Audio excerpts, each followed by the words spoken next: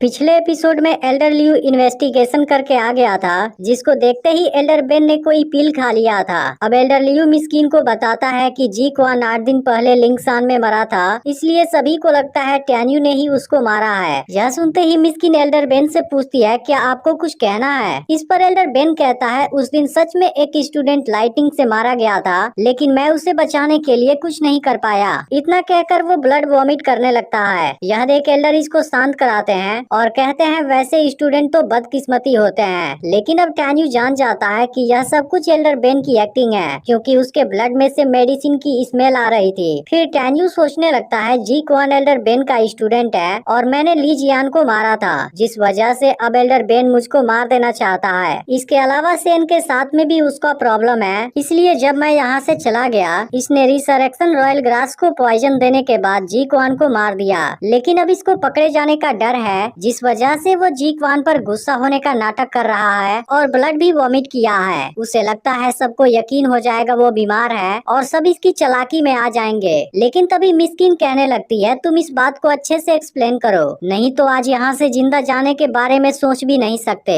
फिर Elder Ben सोचने लगता है कि टैन्यू को मैं नहीं मार पाया तो क्या हुआ, बाद में एल्डर जेंगी से जरूर मार देगा। इसके बाद वो मिस्किन से कहता है, मैं लिंगसान में गया था, लेकिन मुझे जब पता चला कि टैन्यू और ली जियान के बीच लाइफ एंड डेथ मैच का एग्रीमेंट हुआ था, मैं तुरंत वहाँ से चला आया। लेकिन अगर मुझे इस बारे में पहले पता होता, फिर मैं ऐसा कुछ भी नहीं होने देता और अपने स्टूडेंट को रोक लेता। फिर भी मैं केवल युकाओ के डेथ ट्रायल को पास करना चाहता था। लेकिन टैन्यू तो जब से यहाँ पर आया है, उसने हर जगह पर अपना दुश्मन बना लिया है। और जब जी क्वान की माउंटेन में मौत हुई थी, वहाँ पर लिखा था कि टैन्यू ने मुझे मारा है। इसलिए मुझे लगता है यह काम जरूर किसी दूसरे ने किया है, जो टैन्यू को इसमें फंसाना चाहता था। लेकिन फिर भी जी क्वान ने शाम को रिसरेक्शन रॉयल ग्रास को डैमेज किया था, जबकि मैंने उसे बहुत अच्छे तरीके से डिसिप्लिन किया था। इस पर मिस्किन कहती है कि तुम्हारी बातों से ऐसा लगता है जी क्वान ने रिसरेक्शन रॉयल ग्रास के बारे में सुन लिया था। तब एल्डर बेन कहने लगता है, जब शाम को हम लोग उसके बारे में बात कर रहे थे, तभी उसी वक्त जी क्वान ने उसके बारे में सुन लिया होगा।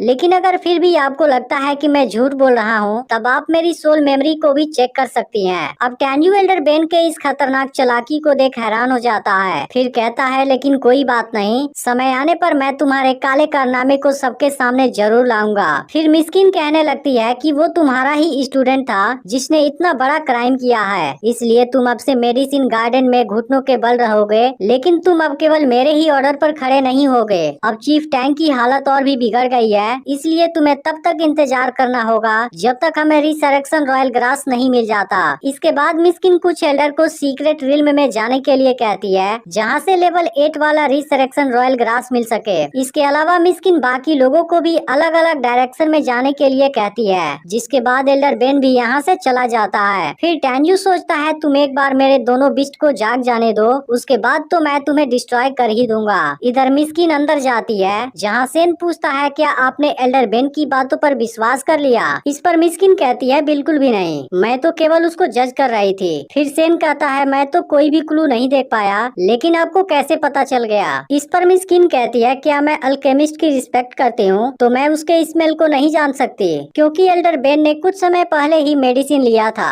तभी सेन कहने लगता है, आप होली अल्केमिस्ट से एक लो लेवल टीचर पर प्रमोट हो गई हैं। फिर मिस्किन कहती है, अगर ऐसा नहीं होता तब शायद एल्डर बेन ने मुझे आज धोखा दे दिया होता। इसके बाद वो कहती है कि एल्डर बेन का फादर सियानमेन डेनमार्क का 4th एल्डर है, जिसकी वजह से मैं अभी उसे मूव नहीं कर सकती, नहीं तो आज मैंने उसको मार दिया होता। अब यह देखते ही ग्रेट एल्डर और सेन मिस्किन को कांग्रेचुलेट करते हैं। यह देखते ही मिस्किन दोनों को खड़ा हो जाने के लिए कहती है। फिर सेन कहता है, आप मुझको डेनमार्क प्रमोशन सिस्टम में ले चलिए, अब तो आप लो लेवल वाली एक जुडान टीचर भी बन चुकी हैं। फिर सियानमेन के चीफ को उस बारे में क्यों नहीं बताती, क्योंकि इस तरीके से आप सियानमेन का डेनिस एल्डर बन सकती हैं। इस पर मिस्किन कहती है, अब झूठ बोलने की जरूरत नहीं है, मुझे भी पता है उस टाइम क्या हुआ था। यह सुनकर सेन हैरानी से पूछता है, आपको इस बारे में कैसे पता चला? फिर मिस्किन इमोशनल होते हुए कहती है, 30 साल पहले मेरी मदर ने अपनी मौत से पहले मुझे बताया था कि मेरे फादर होली डेनमार्क में चीफ एल्डर थे।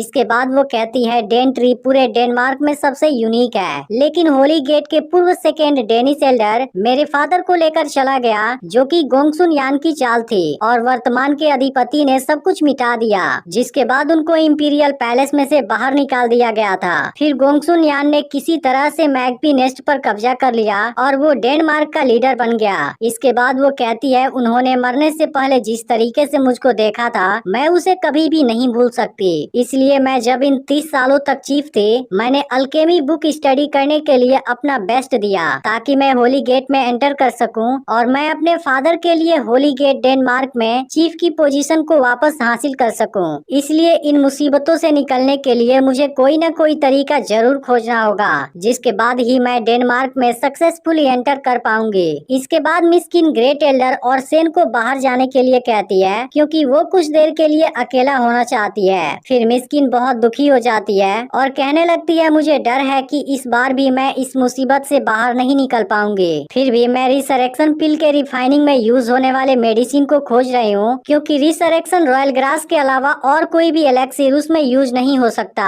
फिर मिस्किन अपने फादर से प्रे करके हेल्प मांगने लगती है क्योंकि अगर इस बार वो इसमें फेल हो गई फिर वो कभी भी अपना बदला नहीं ले पाएगी। इसके बाद मिस्किन यहाँ से जाने लगती है, लेकिन तभी एल्डर सुबिंग यहाँ पर आ जाता है। फिर मिस्किन कहती है, आप यहाँ अचानक से कैसे आ गए? अगर कोई गलती हो गई हो तो माफ कर दीजिएगा। फिर एल्डर सुबिंग कहने लगता है, तुम केवल एक बार मुझे चांस दो, मैं बहुत अच्छे से तुम्हारा ख्याल रखूंगा।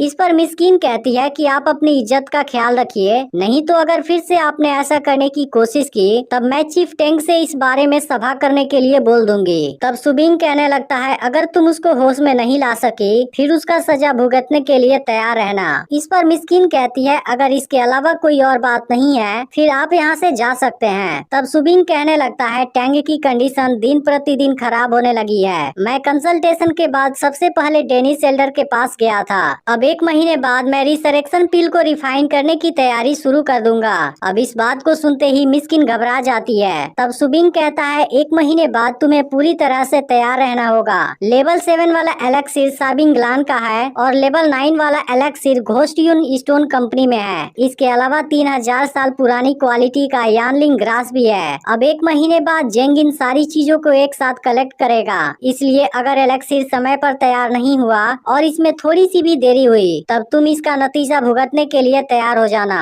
और अब सुबिंग यहाँ से चला जाता है। इसके बाद मिस्किन काफी परेशान हो जाती है क्योंकि सब कुछ इतना जल्दी कर पाना इम्पॉसिबल है। फिर एपिसोड यहीं पर एंड हो जाता है, जिसका अगला एपिसोड फ्राइडे को रिलीज होगा। लेकिन अगर आपने पिछला पार्ट मिस कर दिया हो तब लेफ्ट वाली वीडियो को जरूर देख लेना और चैनल को भी सब्सक्राइब करके नोटिफिकेशन को ऑल पर जरूर सेट कर देना।